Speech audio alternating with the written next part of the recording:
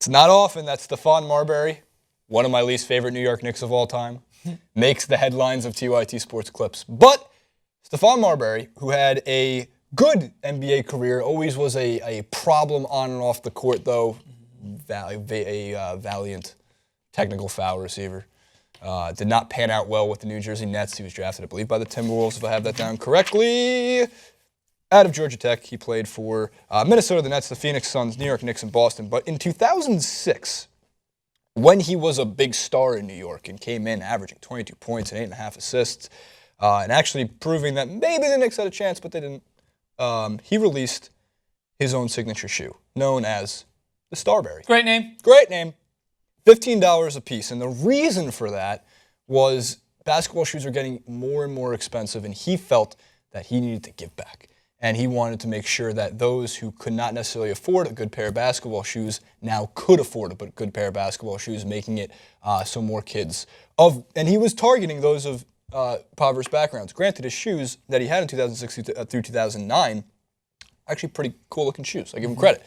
The issue now becomes that since 2009, when a lot of the reason because of the price of the shoes fizzled out, also because of his career fizzling out, in 2009, he basically left the NBA. He's made a resurgence in China. He's like the most popular basketball player in China next to Kobe because he's playing in the Chinese basketball leagues. Nice. And he's dominating, which is awesome.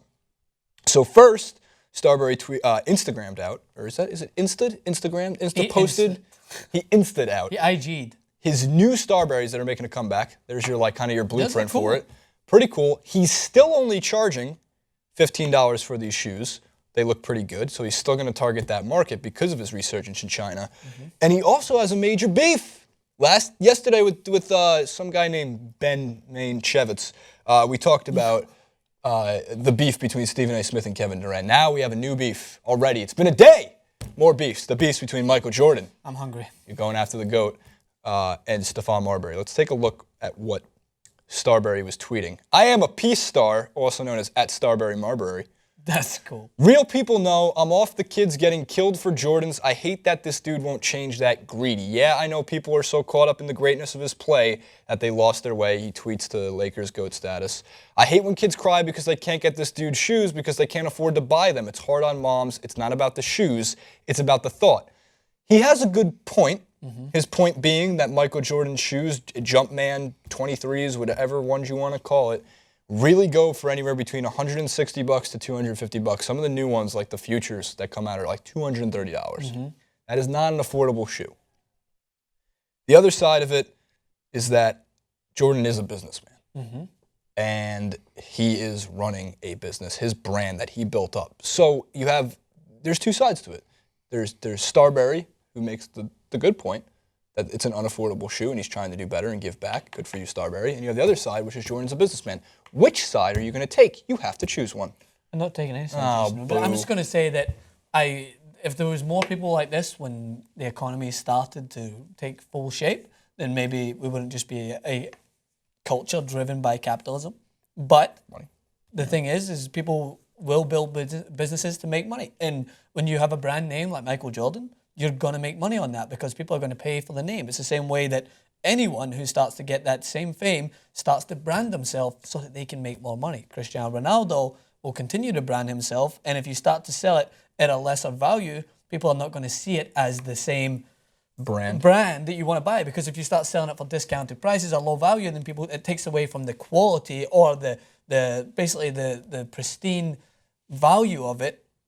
The people are going to pay for it, because that's why Adidas, when people release boots or football boots or shoes, there's different lines you can get, but you're automatically considered to be the best, or considered to be of that higher caliber when you buy the ultimate version. When you used to buy Adidas Predators, and I was one of these kids. I used to cry to my mom, I want the real Predators because I don't want to buy the fake ones because everyone's going to look at me and say, he's just one of those fake guys. He's not as good a caliber as Zinedine Zidane because he can't get the same boots as him. So it is an unfortunate circle, but it's the way the society works. And if there was more people like this to try and tackle capitalism and say like real points that my shoes might be made in the same labs, they take the same time, but I don't charge the ridiculous amount that people charge, and that's a known fact. There's people killing themselves not just to buy these shoes. For the there's people killing themselves making these shoes, and there's people who make it we're going to touch on issues of child labor laws. We're going to touch on issues of how much it actually takes to make one of these products compared to how much it sells. But that is how the business works. That is how capitalism works. As you put it, it's called business. Yeah. In addition to that, Starbury mentions that like people are getting killed over these Jordans, which in some cases, yes, the Jordans like have a 12:01 a.m. They're going to release the Jordan brand 20 whatever. If you want more information, go look at Jordan's 23, Jumpman 23, all the brands online. You can see it's $160 for some of the low-end ones. On sale, $130, still expensive. Yeah. But when new ones get released, especially when they get a signature release or limited release, there's people getting stepped on. And actually there's cases of people dying over these shoes. But again, is that right? No. But that's the business side of things. The other thing I wanted to mention is that Starbury is smart for creating this and getting his name back in the headlines because whether or not he was planning on this to be a controversy or not and getting picked up, it's smart. It's a form of media manipulation. You're going after one of the most famous athletes and now, of course, businessmen of all time in Michael Jordan. And you're putting out there that the Starburys now maybe get some more circulation. Look, we're here talking about it.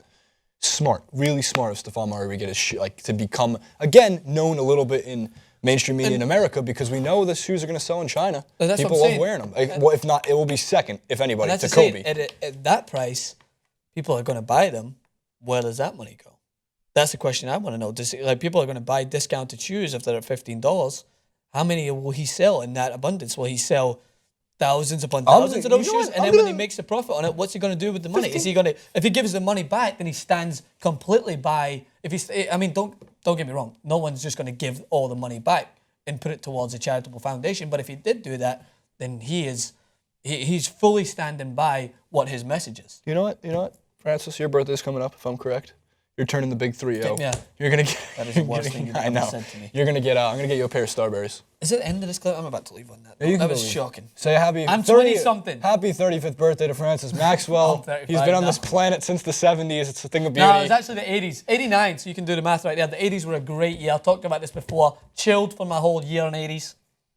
Happy 37th birthday to Francis Maxwell. Make sure to leave all your comments in the comment section below. Are you taking a side? Marbury or Jordan, or do you think this is, I don't know, are you buying Marbury shoes? You like Jordan's better? I wear Kobe 10s, that's just me. But subscribe, follow Francis at Francis Maxwell, myself at JaceRuber91, at TYT Sports on Twitter, and Down with capitalism. Up with Marburys.